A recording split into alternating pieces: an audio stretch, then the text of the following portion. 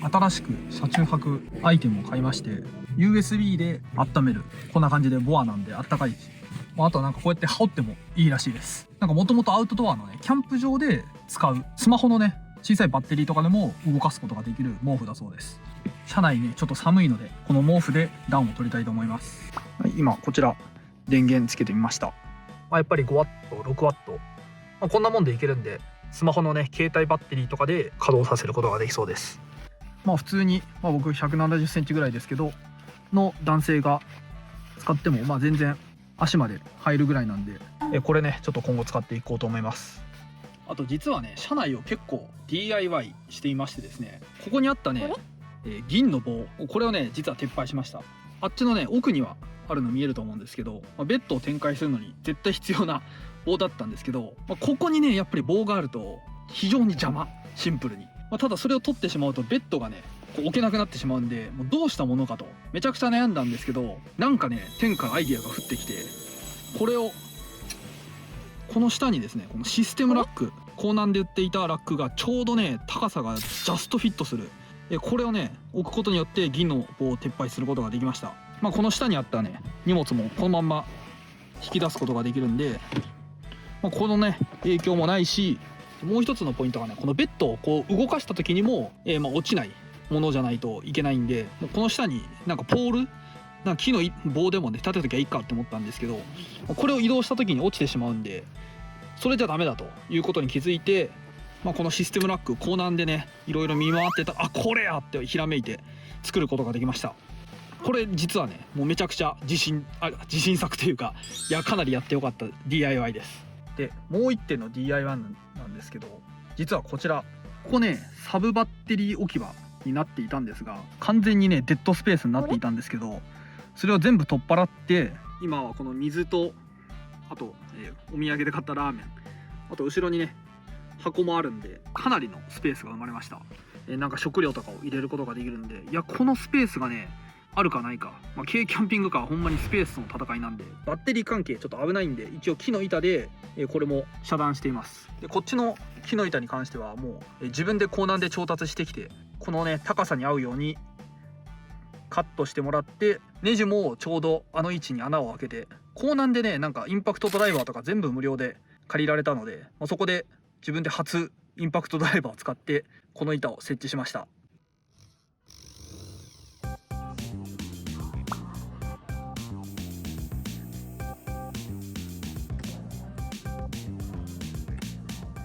こっち側のねバッテリーにも干渉せずに、外側からね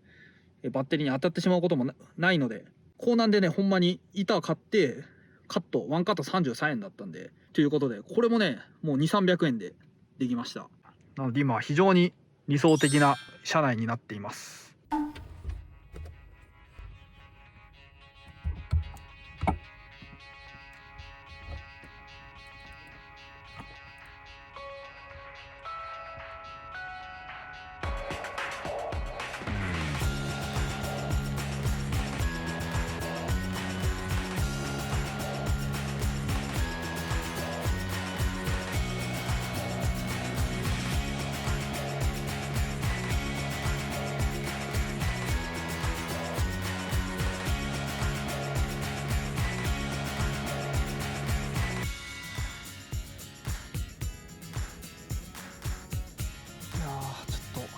働きすぎました。も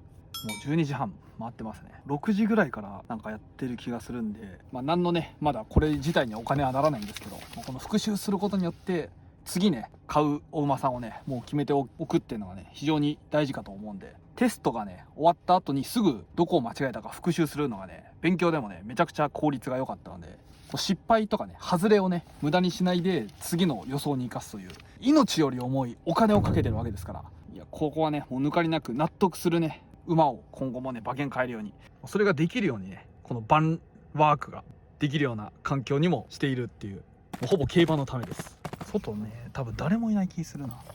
誰もいないね。ちょっと怖いけど散歩行ってみます。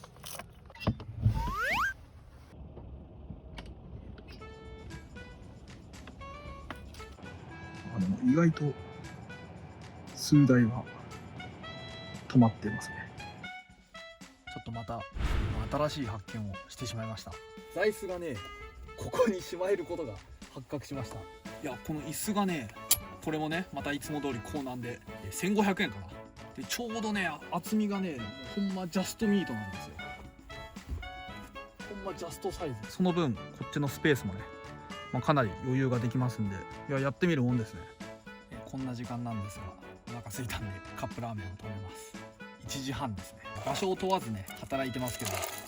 場所も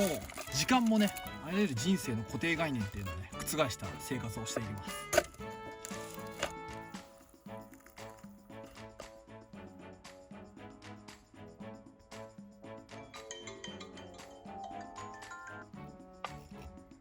この真夜中の車内のカップラーメン、このいけないことをしている感じだけど自分の秘密基地の中で絶対に誰にもバレないみたいな、なんだろうこの楽しさ。少年の心を持ったままの子供で死ぬまでやりたいと思ってますから。いいね、このしょっぱくていけない感じがたまらんよ。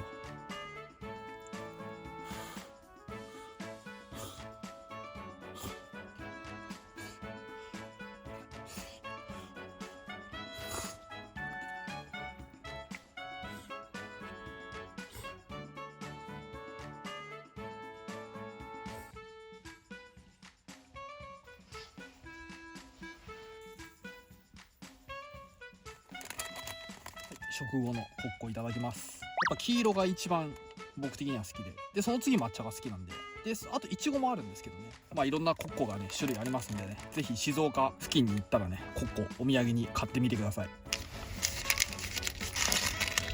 いただきます。抹茶クリームか。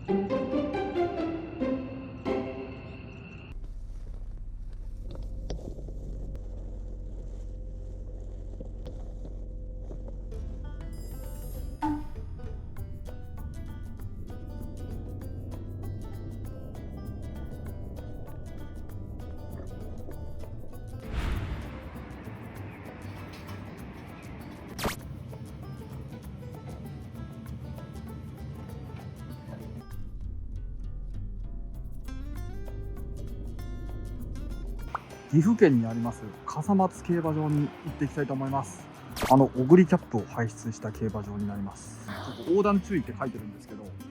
ここね馬がね朝行き来するんですよ。朝来て見ることをお勧めします。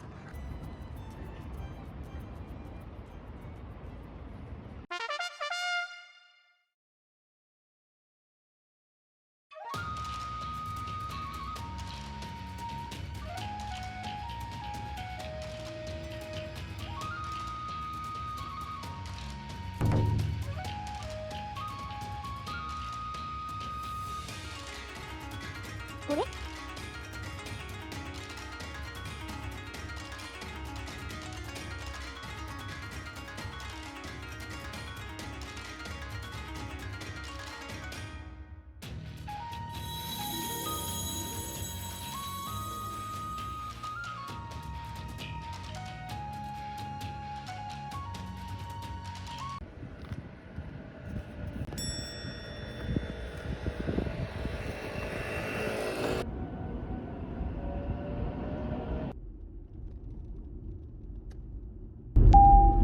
目的地に到着しました。今日の車中飯はですね、鶏野菜味噌煮込みうどん。これね、石川県の名物で、岐阜にいるのに石川のものっていうね、スーパーでね安かった、ちょうどね鍋用のカットしないとそのままいけるんで、これを入れたいと思います。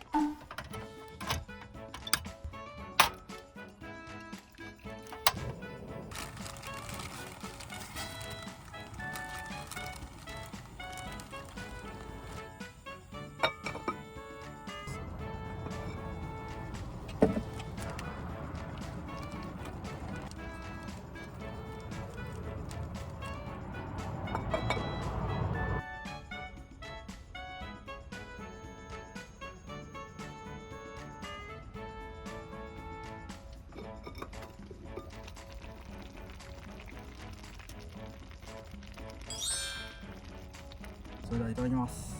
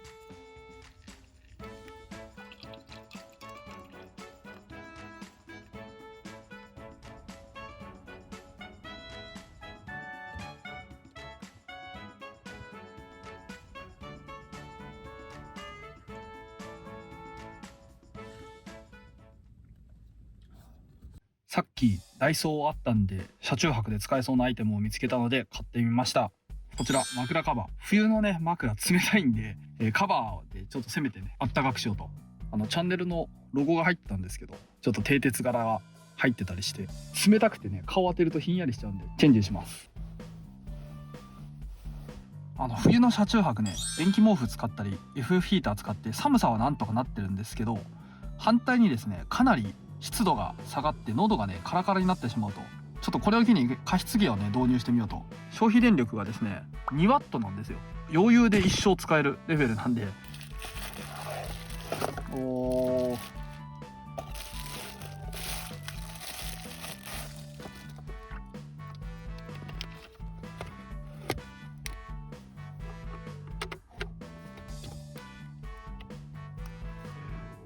短コストライト、おー、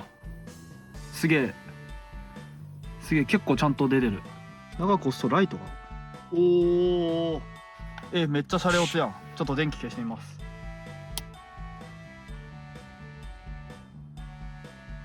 いやこれはかなり買ってよかったんじゃないですか。で水が 180ml で4時間ぐらい持つそうなんで、いや入るかなと思って買ったんですけど、ちょっとギリ入らないですね。いやでもこれは優秀ですね。でこちらでねちょっと実際何ワット消費するかも一応調べておこうと思います。おー、ジャスト2ワットですね。ちなみに光をつけたらさらに電力がかかるのかやってみましょう。ないですね。これだけでも2ワットだそうです。水しか使わないマイクロ USB ケーブルさえあれば使えるんで、これはかなり車中泊の加湿問題解決してくれるものなんじゃないでしょうか。ダイソーで500円です。